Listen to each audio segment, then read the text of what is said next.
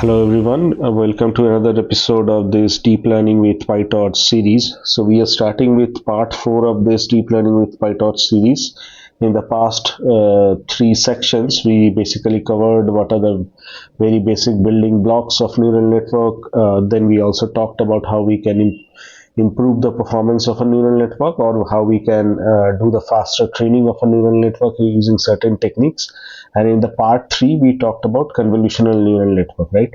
So in this episode I wanted to talk about the sequential neural network, which is nothing but RNN or LSTM, how what are the problem associated with RNN and how we can tackle using LSTM. So that we will talk about in next few videos. So yeah, without further delay, let's get started with sequence modeling, right?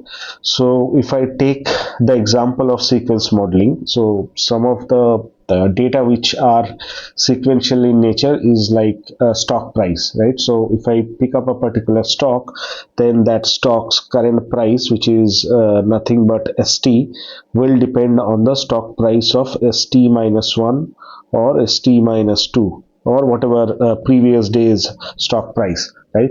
So we will see like this ST, which is nothing but a current day's stock price, has a correlation with the previous values, right?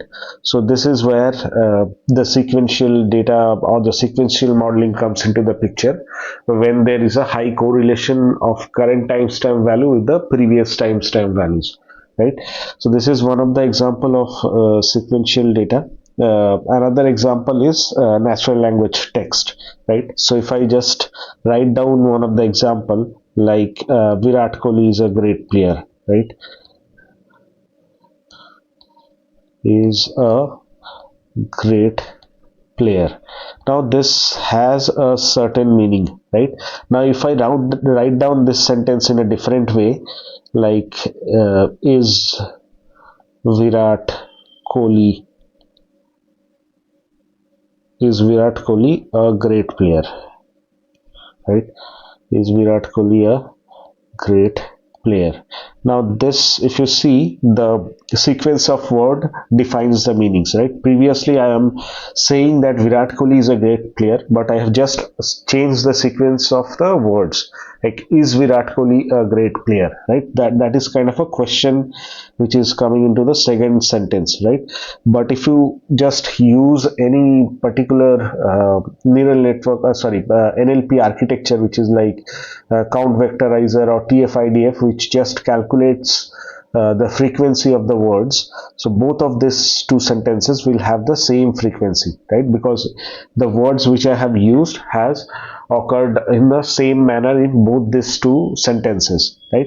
So you're using a technique like count vectorizer or a TF-IDF will not tell you the exact difference between these two sentences, right? So in those cases we want to use a recurrent neural network where we have a certain memory, right? So memory, and also it can tackle different timestamp datas, right?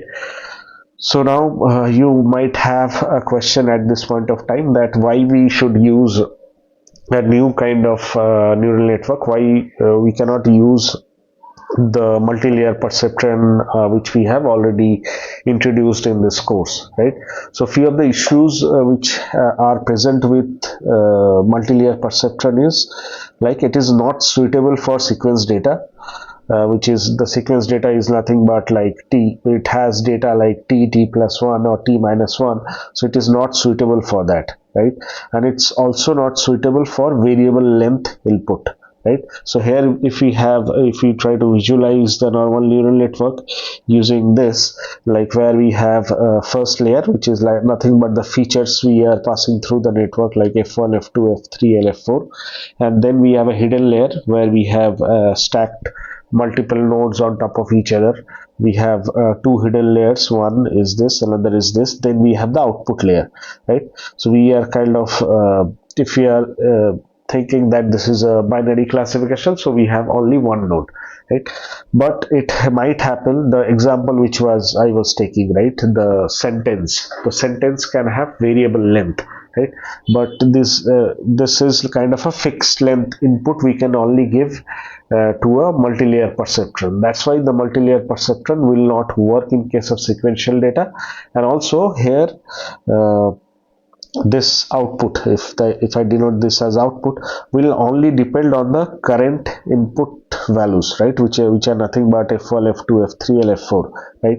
It will not have any link to previous data or previous row data, right.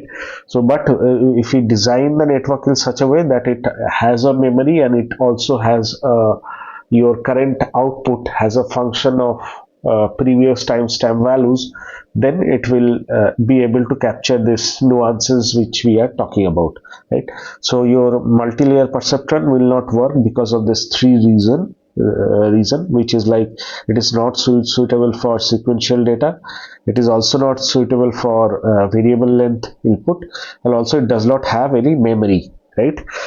Now how we can convert this multi-layer perceptron to come up with a memory, right. Now let's talk about that. Now if I just visualize this example, right, so the same neural network, if I write it in this way, like instead of writing all the nodes of these hidden layers, I have incorporated into a box, right, and this is my input which is going on inside this box, and we are getting an output, right. This we can do, right. I hope you all agree. Now if we just change the direction of this, if I just rotate this, right, now if I write it in this way, this is my input, well, this is my output, right. Still we can do it using a normal neural network or a multi-layer perceptron, right. Now if I just introduce a time component to it, right, so if I have like 3 such windows which are like, this is my xt, this is my xt plus 1, and this is my xt minus 1, right, and we have the corresponding output which are like yt minus 1, yt, and this is yt plus 1, right. So this is also we can do at this point, right. Now this will still not suffice to our requirement, like we need memory, right. Your current timestamp output should be correlated with the previous timestamp value, right. Now what we can do is we can create a connection between this, right. So this is like the connections we are creating, and this connection we generally call in case of recurrent neural network as hidden state, right. This is your ht minus 1, this is ht, and this is ht plus 1, right.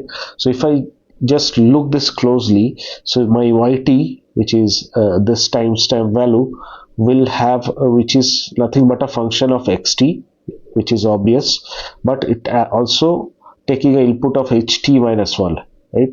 So which is a previous timestamp output, right.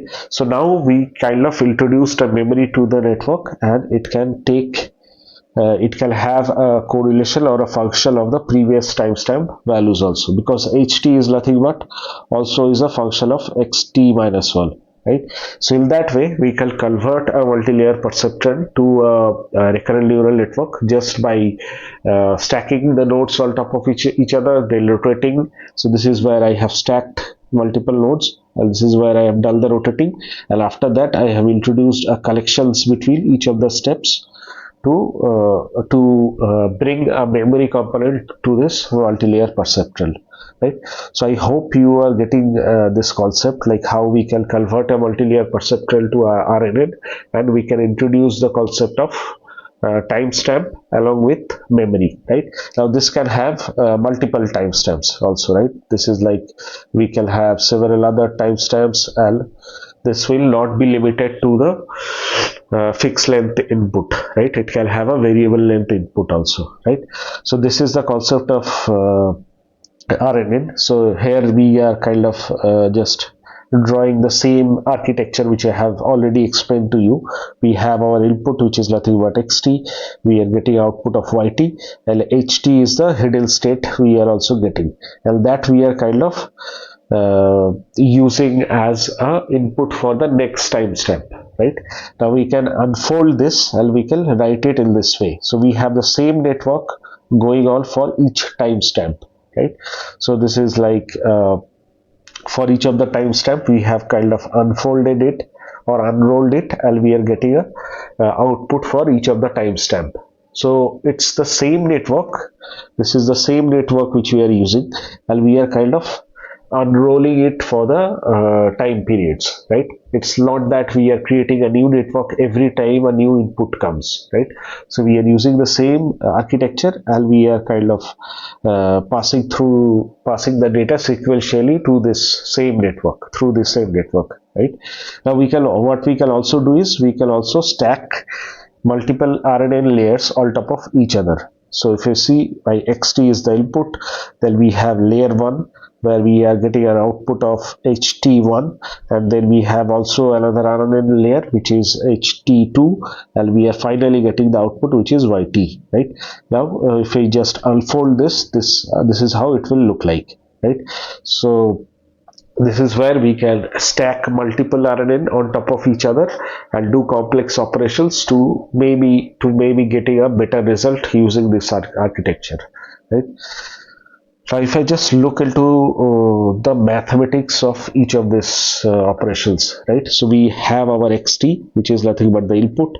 Then we have this node, which gives you the ht, and we have the output, which is yt, right?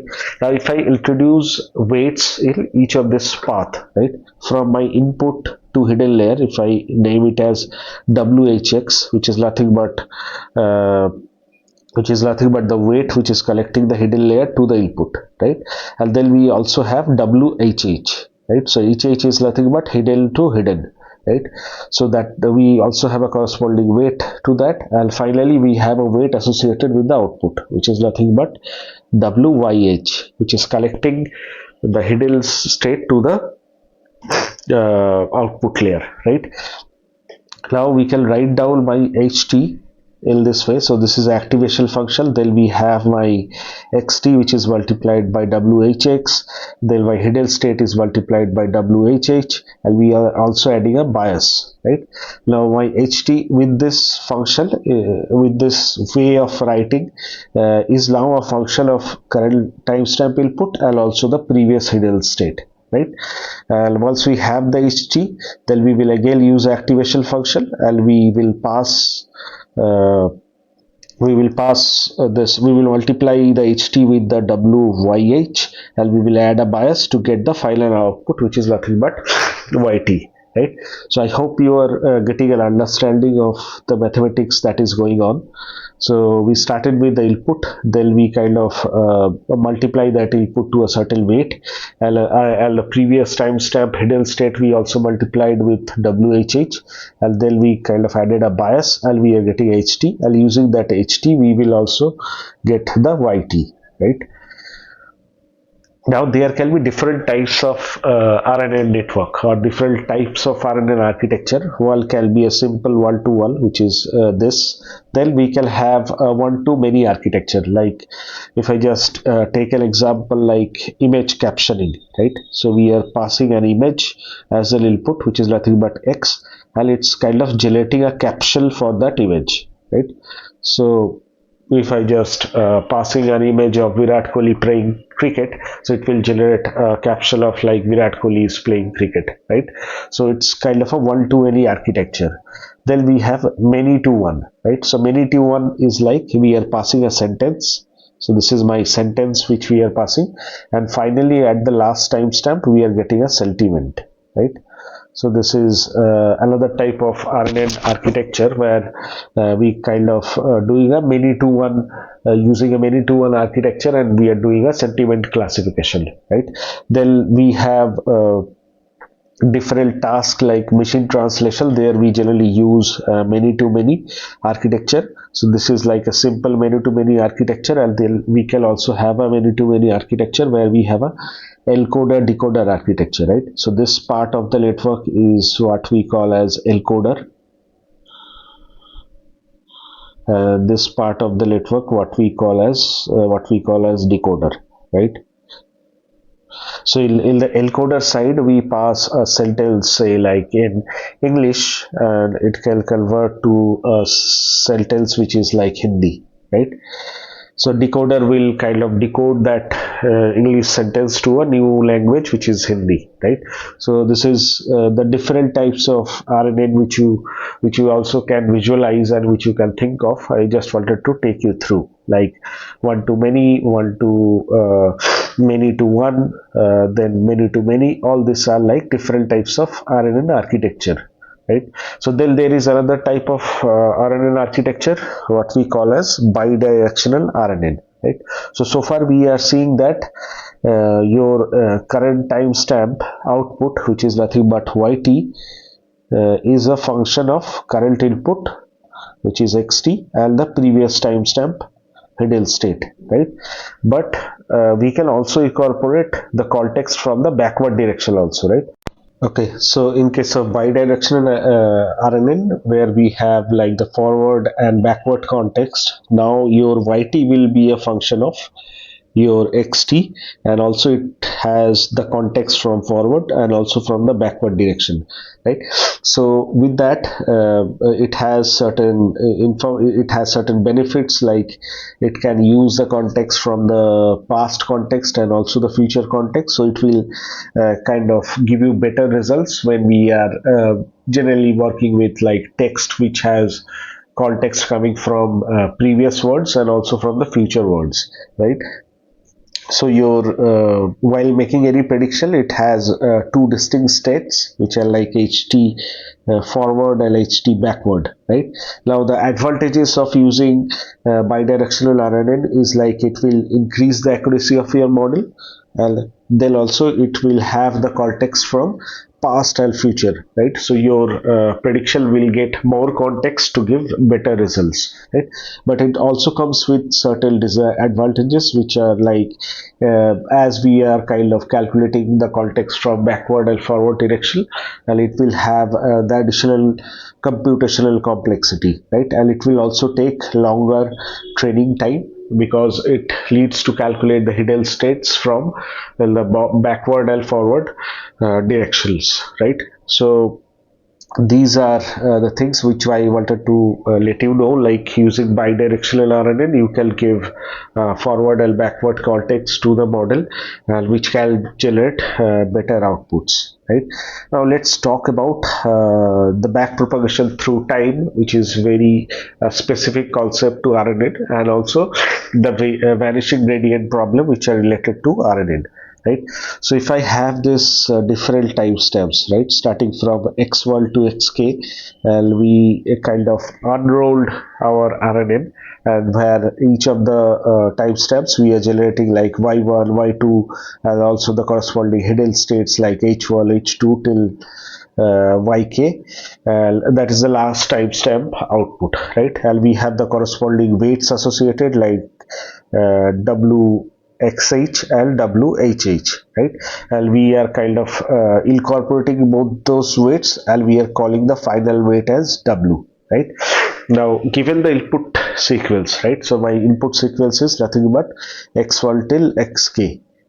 So our HT is nothing but a function of current timestamp input and also the previous hidden state, right?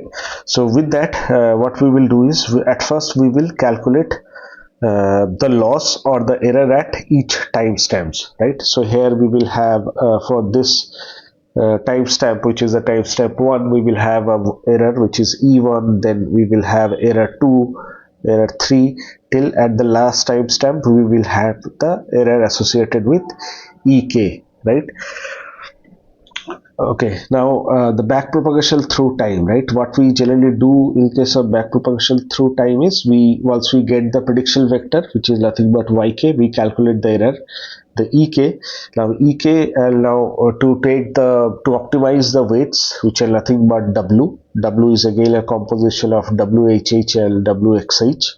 We need to take the derivative of y error with respect to w, right? So this is what we generally also do in case of multi-layer perceptron.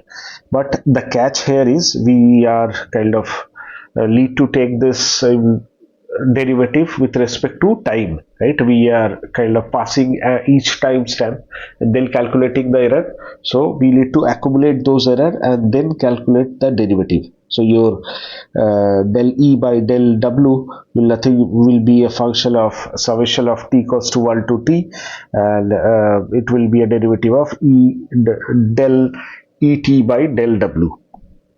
Right, once we have that del E by del W, then we can optimize the weights using a radial descent steps, right?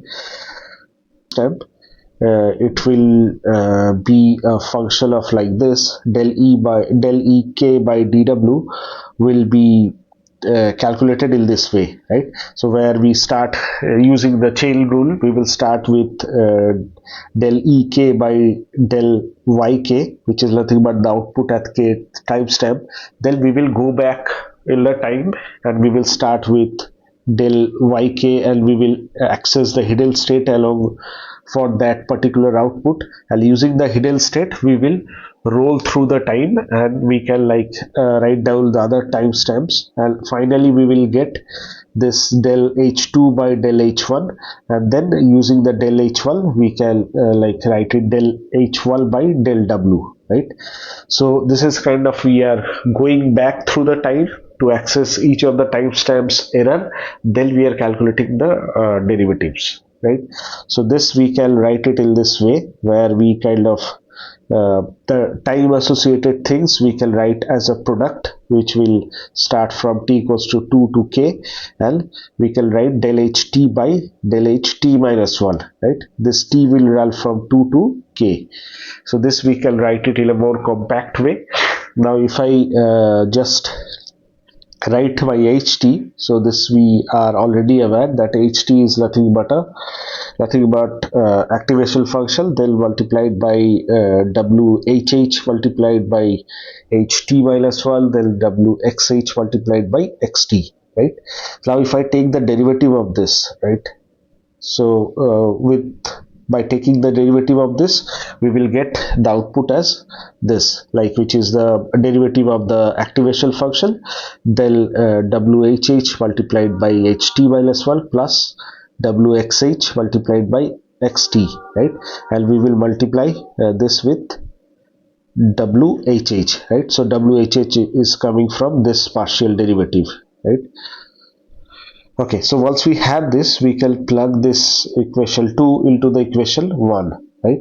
So once we plug in this, we will get this formulation, right? Your dw del ek by dw will look like this, right? And this term, which is this term, right? So this term will cause either a vanishing radial problem or exploding radial problems when we have a larger sequence. So that's why we say that when we have a larger sequence in RNN, we will have a vanishing gradient problem or exploding gradient problem, because this is a multiplicative term, right? Which we can see is this is nothing but a multiplicative term, and in case of multiplicative term, if we when the derivatives are very small, right? So this, if we multiply two small numbers, then you will get a smaller number, right? So if I multiplied 002 with 0.001, we will get 0004 times 0 del 2, right? Which is much smaller than each of these two numbers, right? So that's why as this is a multiplicative term associated with this derivative of RNN, in case our derivatives are very small, after multiplication it will become much more smaller, right? So which can cause your derivative to be very small, and your learning will not be proper using this, right? And also we are this also can cause vanishing radial problem when k is large and derivative of tan h is smaller than 1, right?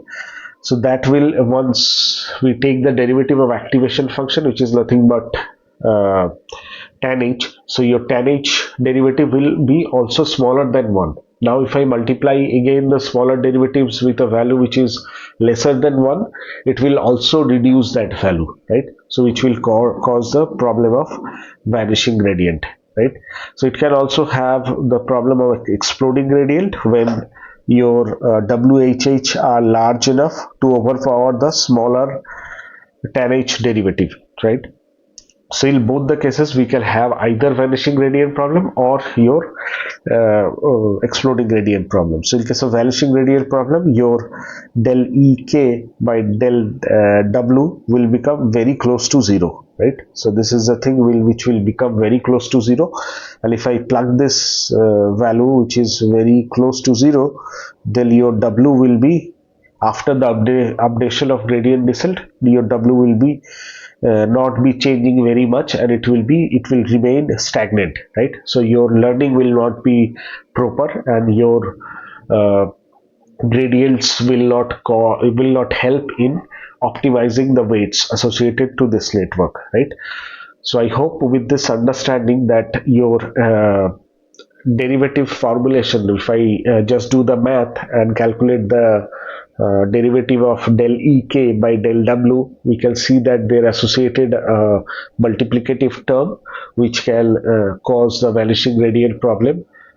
Because if the derivatives are small, and also we are taking the derivative of tan H, which can be also lesser than 1, and accumulating all this, your whole derivative will be very small, your learning will not be very much accurate, right? So that's why we say that your RNN has a problem of vanishing gradient. So I hope you got an understanding why I am saying that your RNN has a problem of vanishing gradient. And with that, this is one of the very frequently asked interview question, like why RLL has a vanishing gradient problem, right? So I will share this notebook also with you all, so that you can do this hands-on mathematics operation and see how this is resulting in a vanishing gradient problem. Okay, so the last thing which I wanted to talk about is, in case of sequential data, we have a newer dimension to our data point, which is T, which is nothing but the number of timestamps in the sequence, right? So in case of general data, we have L cross D dimensions, but in case of sequential data, we have like L cross T cross D, right? And if I just give you an example, this is where the data will look like if you want to work with RLL or sequential model. Here we have 5 cross 5 cross 2. 5 is like we have 5 rows here, or the L equals to 5. Then we have 5, which is nothing but the number of time stamps, right? So here we can see like this is 1, 2, 3, 4, 5. So we have 5 timestamps data, and we have 2 features associated with that, right? This is first feature and this is second feature.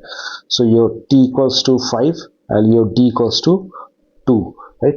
So this is how you can visualize this using this box, which is nothing but L cross T cross D. And you always need to remember that when we are passing our data to a Pytorch model, your data has to be in the form of L cross T cross D, right? And this is how you can visualize the data. So with this, I will end this video. This is already a very long video, but I hope you got an understanding of RLL, what are the mathematical operations that are going on, why there is a vanishing gradient problem associated with RNN, and how you can visualize the data when we need to pass the data to a Pytorch RNN model. So in the next video, I will take you through a code implementation of RNN model, and we will do a time series prediction using Pytorch RNN module, right? So I hope you like this one, and please subscribe this channel if you haven't, and please share this video with your friends and colleagues. Yeah, so thank you. See you in the next video.